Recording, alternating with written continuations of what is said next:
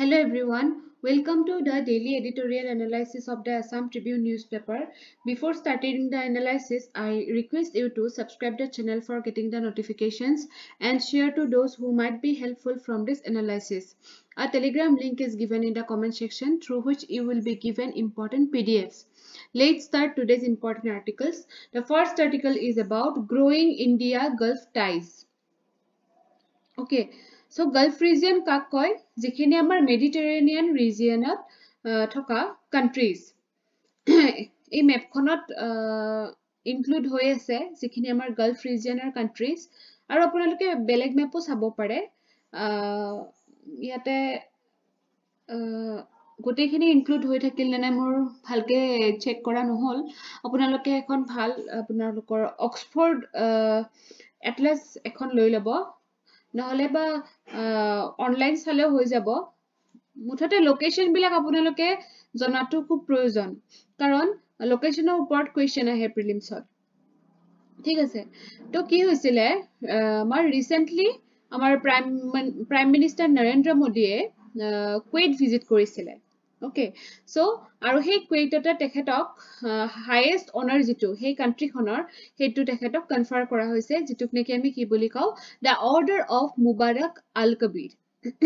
why because for his role in strengthening relations between the two countries Kuwait আৰু ইণ্ডিয়াৰ মাজত যিটো relation হেতু এটা strong relation দিয়াত তেখেতৰ যথেষ্টখিনি কন্ট্ৰিবিউশন আছে আমাৰ পিএমৰ আৰু সেই কাৰণে তেখেতক এই হাইয়েষ্ট অনাৰটো দিয়া হৈছে আৰু এটো এটা আমাৰ কি কৰে এটো শো কৰে যে ৰিফ্লেক্ট কৰে যে আমাৰ ইণ্ডিয়াৰ গালফ ৰিজিয়নৰ যিখিনি নেশনস সেইখিনিৰ লগত আমাৰ পাৰ্টনাৰশ্বিপটো সদায় ষ্ট্ৰং হৈ গৈ আছে এতিয়া চাব গালফ ৰিজিয়ন আমাৰ ইণ্ডিয়াৰ কাৰণে কিয় ইম্পৰ্টেন্ট হয় মানে সেই ইম্পৰ্টেন্সটো থকাৰ কাৰণে তো আমাৰ ইণ্ডিয়াই কি কৰি আছে ৰিলেচনটো ষ্ট্ৰং বনাবৰ কাৰণে মানে ট্ৰাই কৰি আছে হয়নে তো চাওক দা জিসিসি গালফ এটো কাউন্সিল এটা হয় ওকে সো হে কাউন্সিল এটো তলত আছে বাৰু মই তলত ইনক্লুড কৰিছো কোৱেশ্চন এটা তাতে আপোনালোকে ধুনিয়াকে পাই যাব হে কাউন্সিলত কিমান কিখন কান্ট্ৰিজ ইনক্লুড হৈ আছে তো চাওক the GCC is India's largest regional trading partner accounting for 15.8% of India's total trade so এটা আপোনাৰ good figure of trade আপোনাৰ কাৰ লগত হৈ আছে আমাৰ GCC লগত যে গালফ ৰিজিয়নৰ কান্ট্ৰি হয় তেওঁলোকৰ লগত আমাৰ ট্ৰেডিং যেটো হৈ আছে হেতু এটা ভাল পাৰ্সেন্টেজত হৈ আছে India relies heavily on these states for oil imports সকলোৱে জানে যে মেডিটেৰিয়ান ৰিজিয়নটো অইলৰ কাৰণে খুব ৰিচ হয় আৰু আমাৰ ইণ্ডিয়াই এতিয়াও বহুখিনি অইল ইম্পৰ্ট কৰিব লাগে আৰু hey oil importer majority hey countries kinir upor ami depend koribo lage recently New Delhi signed a $78 billion agreement to extend imports of 7.5 million tons of liquefied natural gas so New Delhi ota recently agreement korile kar logot etu mot rakhibo Qatar logot korise kihor karone LNG liquefied natural gas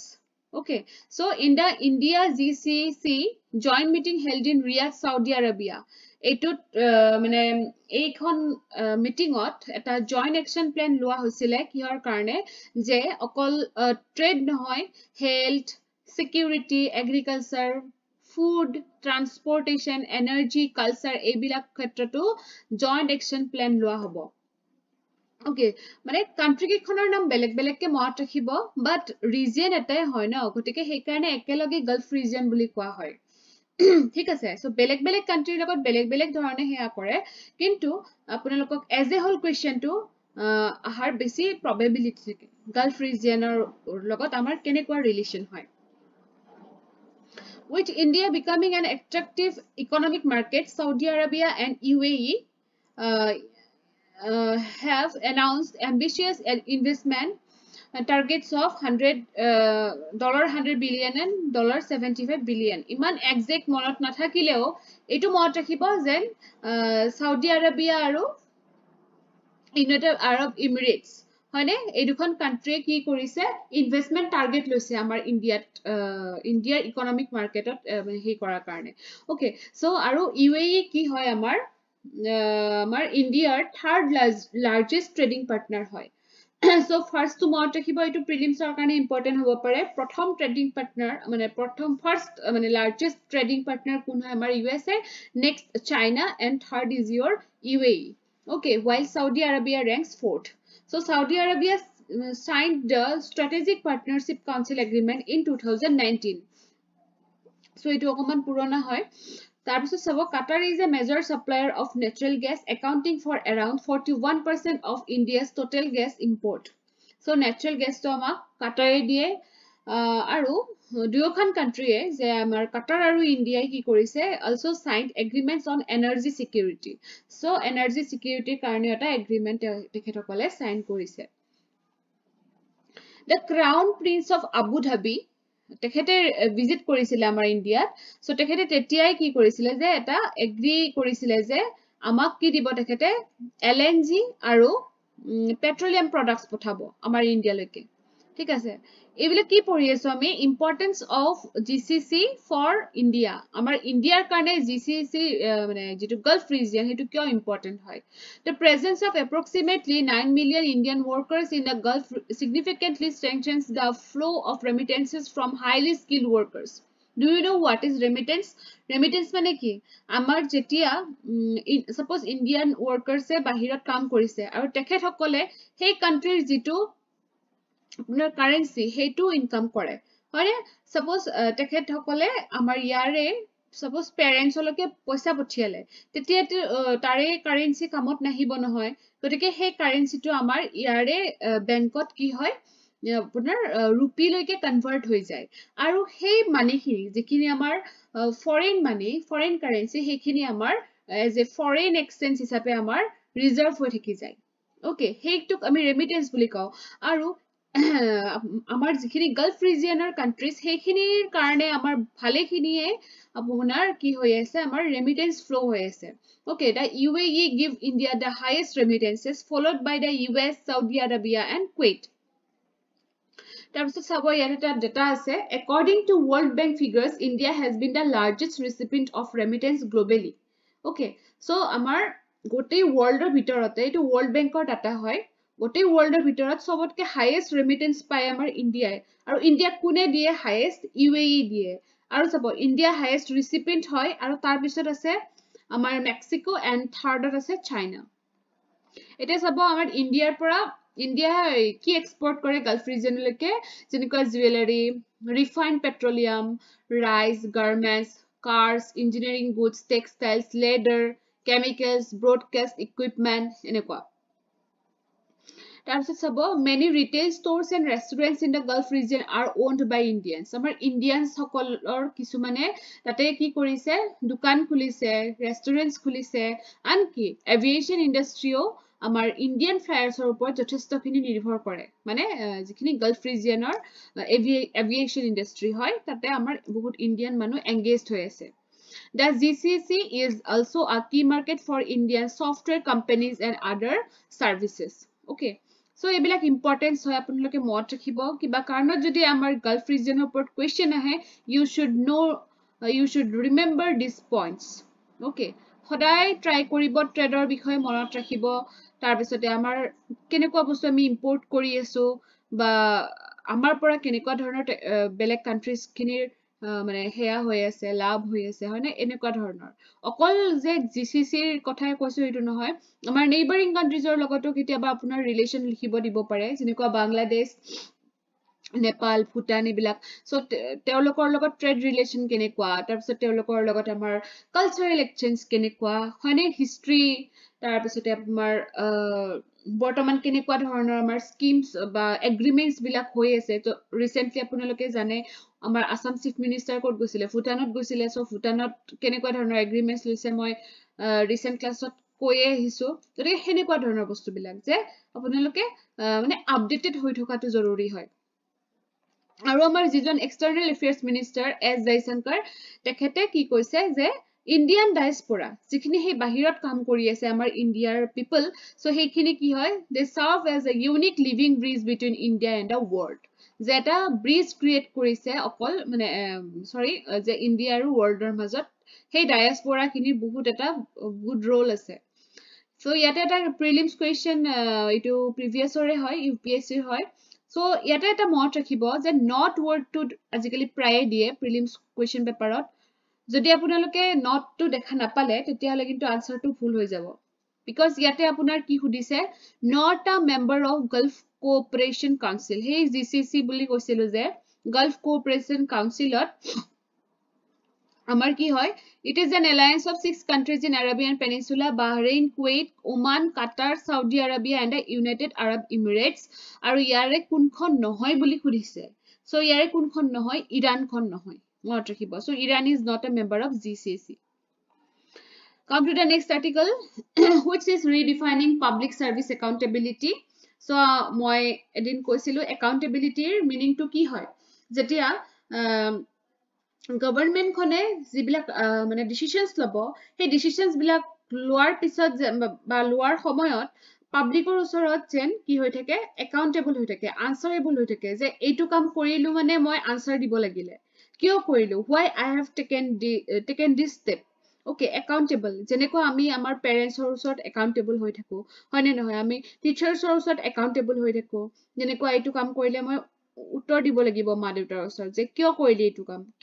কিয় কৰিলো হয়নে সেই বস্তুটোক accountability বুলি কয় আৰু সেই গভৰ্ণমেণ্টৰ সেই একাউন্টেবিলিটিটো থকাটো এটা জৰুৰী হয় তেতিয়া মানে কি ডিক্টেটৰশ্বিপৰ ফালে নাযায় আৰু তেতিয়াহে আমাৰ কি থাকিব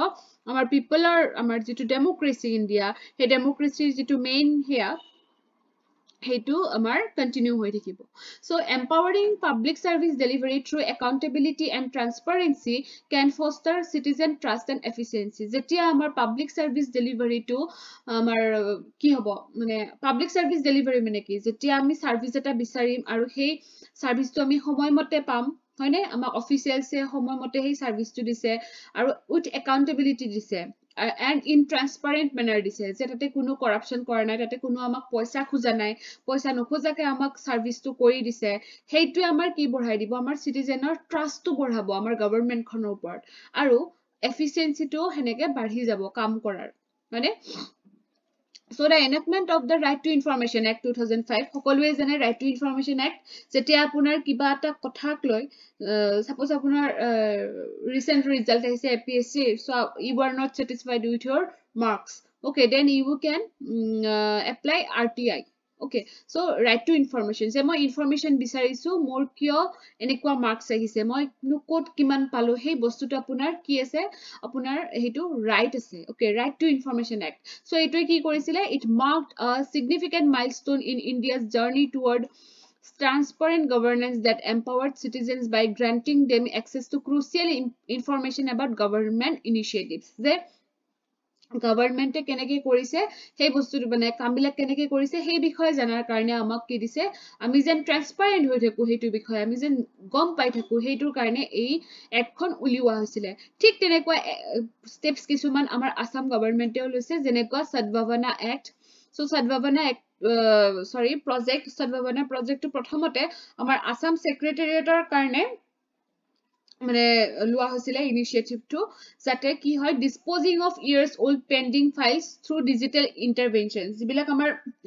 পুৰণি ফাইলস থাকে সেইবিলাক যেন হুনকালে কি কৰিব পাৰে ইন্টাৰভেনশন কৰিব পাৰে সো ডিজিটাল কৰি দিছিলে প্ৰজেক্ট সদ্ভাৱনা ওকে সকলোৱে শুনিছে ওকে আৰু আগতে প্ৰথমতে আসাম সেক্ৰেটাৰিয়েটৰ কাৰণে হে কৰিছিলে কিন্তু এতিয়া এটো মানে across states directors commissioners district commissioners office সবতে implement কৰি দিছে যাতে হেনেকুৱা পেন্ডিং ফাইলস বিলাক হুনকালে ক্লিয়াৰ হৈ যাওক okay so এই বস্তুটো আপোনাৰ কি হল এটা মানে পাবলিক সার্ভিসেটো হল ন যাতে পেন্ডিং কামবিলাক হুনকালে সলভ হৈ যায় next Assam state right to public service commission এটো আমাৰ ৰিসেন্টলি উলাইছে a comprehensive appeal procedure for public services that aims to instill a culture of accountability and ensure timely delivery of services so ইয়াতে এনেকুৱা এটা সুবিধা কৰি দিছে মানুহখিনিক যদি সময়মতে সাৰ্ভিস নাপায় লগে কি কৰিব পাৰিব ইনফৰ্ম কৰিব পাৰিব কমিশনখনত আৰু তেতিয়া কমিশনে কি কৰিব অ্যাকশন লব যিখিনি মানুহে সেই মানুহজনক মানে সেই পাবলিক খিনিক কামখিনি কৰি দিয়া নাই মানে যিমান পাৰে ট্ৰান্সপাৰেন্ট কৰিব ট্ৰাই কৰিছে আমাৰ আসাম গভৰ্ণমেণ্টে তাৰপিছত চাব আসামছ act 2013 a tool to combat corruption enhance transparency and enforce accountability among public servants okay so এই এক্ট খনটো কি হৈছিলে এই এক্ট খনো আপোনাৰ এমেন্ডমেন্ট হৈছিলে 2019 and 2024 আৰু এইখনেও সেম কাম কৰিছিলে একচুয়ালি এইখনৰ আন্ডাৰতে এনেকুৱা ধৰণৰ কমিশন বা হেয়া হৈ আছে okay so to enforce accountability the act prescribes penalties for delays or lapses আৰু এই এক্ট খনেও কি কৰে পেনাল্টিজ লগাই দিয়ে যদি আমাৰ সাৰ্ভিস পাউতে ডিলে হয় তাৰপিছত সেৱা সেতু পোৰ্টেল সকলোৱে জানে হয়নে so 725 citizen centric services spanning 64 departments with 64 টা ডিপাৰ্টমেন্টৰ কি আপোনাৰ মানে সাৰ্ভিস দিয়া হয় ওকে যেনেকুৱা আমাৰ ৰেশন তাৰপিছতে এমপ্লয়মেন্ট সাৰ্টিফিকেট উলিওৱা হয়নে বা মেৰেজ সাৰ্টিফিকেট উলিওৱা বিভিন্ন ধৰণৰ আপোনাৰ ডিপাৰ্টমেন্টৰ কাম এটা জাগাত মানে যিমান পাৰে গভৰ্ণমেণ্টে ইজি কৰি দিছে মানুহখিনিক যে এটা জাগাত আহক ইয়াতে সবখিনি পাই যাব আপোনালোকে সেৱা সেতু পোৰ্টেল খুলিছে so timely resolution of applications has surged from 50% to 73% while approximately 98,000 complaints have been resolved so এইটো খুলি দিয়াৰ ফলত কি হৈছে বহুতখিনি প্ৰবলেম বা বহুতখিনি আপোনাৰ এপ্লিকেশন মানে হেয়া হৈছে ৰিসিভ হৈছে আৰু কমপ্লেইন্টস বিলাক সলভ হৈছে so আমাৰ গ্ৰেভিয়েন্স ৰিড্ৰেছেল প্ৰসেসটো আমাৰ সেৱা সেতু পোৰ্টেলত মানে সম্ভৱ হৈ পৰিছে এতিয়া তো চাওক যে পাব্লিক সাৰ্ভিসৰ ক্ষেত্ৰত হে একাউন্টেবিলিটিটো আমাৰ আসামে কেনেকে মেইনটেইন কৰিছে these are very good points to write যদি হেনেকুৱা কোৱেশ্চন আহে আৰু ইয়াতে এটা ইউপিএসসি কোৱেশ্চন মই হেয়া কৰিছো এড কৰিছো what does accountability mean in the context of public service what measures can be adopted to ensure individual and collective accountability of public servants আজি মেইনস কোৱেশ্চন এটাই ইনক্লুড কৰিছো আপোনালোকে এটো লিখিব আৰু টেলিগ্ৰামত সেন্ড কৰিব তো চাওক prelims knowledge ত আহিছে আমাৰ doctor Basanta Kumar Goswami was elected as the new president of Assam Sahitya Sabha okay so he was born at Thekial in Golaghat etu jani lobo karon ajikali apunar kod janmo hoy teo jodi kiba kitab likhise hebilak dhoroner bostu ahi jay so Golaghatot janmo hoisile aru teo jodio janmo hoise kintu etia presently teo ko resident hoy kintu Jorhator he resident hoy okay so he served in several educational institutions as a teacher he also served as the general secretary of the Sabha from 1999 to 2003 to agor pore relate hoye ase sahitya sabhar logot kintu etia amar tekhet ki hol notun president hol aru vice president kun hoise Podum Raskhwa aru Bosanta Kumar Goswami sare apunar 403 ta votes tekhet jikile aru tekhetor against jijon asile Dr. Upen Rabha Hakacham tekhete 325 ta votes paise আৰু যেটো election বা vote counting ইটো code হৈছে আমাৰ Bhrigu Kumar Phukan auditorium at Dadara at in Kamrup district এটা note কৰিছো এটো প্ৰিভিয়াস ইয়াৰত আহা কোৱেশ্চন হয় যে প্ৰথম আমাৰ অসম সাহিত্য সভাৰ সভাপতি কোন আছিল পদ্মনাথ গোহাই বৰুৱা আছিল ওকে আৰু ইয়াতে এটা লিংক মই এড কৰিছো যেটো আমাৰ উইকিপিডিয়া আছে অসম সাহিত্য সভাৰ হেতু আপোনালোকে তাত গৈ পেলাই about অসম সাহিত্য সভা আপোনালোকে গুটেইখিনি আপোনালোকে ডাটা কালেক্ট কৰিব কাৰণ এটা ভিডিওত ইমানখিনি কোৱা সম্ভৱ নহয় নে এটো এক্সট্ৰাকে লব লাগিব অসম সাহিত্য সভাৰ কাৰণে ইমানখিনি ডাটা আছে যেনেকুৱা মানে ধৰক কেতিয়া হেয়া হৈছিল কোন জায়গাত হৈছিল প্ৰথমখন সন্মিলন হয়নে বা তাৰে আপোনাৰ চিৰ স্নেহী মোৰ ভাষা জননী এনেকুৱা ধৰণৰ বস্তুবিলাক কোনে লিখিছিলে যুগল দাসৰ নামটো কোনোবাখিনি সন্নিবিষ্ট হৈ আছে যেটো মানে হেয়া আৰু তেওঁলোকৰ এটো কি বুলি কয় মানে যেটো সাহিত্য সভাৰ কাৰণে এটো মোৰ শব্দটো অহা নাই সাহিত্য সভাৰ যেটো আপোনাৰ হে আৰু যেটো চিহ্ন দিয়া হৈছে হেতু কোনে অঙ্কন কৰিছিলে হেতু যুগল দাসে অঙ্কন কৰিছিলে সো এনেকুৱা ধৰণৰ সৰু সৰু বস্তু আপোনালোকে হয়তো এইটো লিংকত যাব নহয়তো আপোনাৰ বেস্ট আইডিয়া হল আপোনাৰ আসাম ইয়াৰ বুক তাতে পঢ়িবলে পাব ওকে সো ইয়াতে হেত হল আমাৰ বসন্ত কুমাৰ গোস্বামী স্যাৰ আৰু ইয়াতে আৰু এটা বস্তু মই আজি ইনক্লুড কৰি দিছো আমাৰ ৰিসেন্টলি পাঁচটা ল্যাঙ্গুৱেজে কি পাইছিলে ক্লাসিক্যাল ল্যাঙ্গুৱেজ স্ট্যাটাস পাইছিলে আৰু তাৰ ভিতৰত আমাৰ অসমীয়া ল্যাঙ্গুৱেজটো আছে এইটো সকলোৱে জানে ঠিক আছে thank you for watching today's video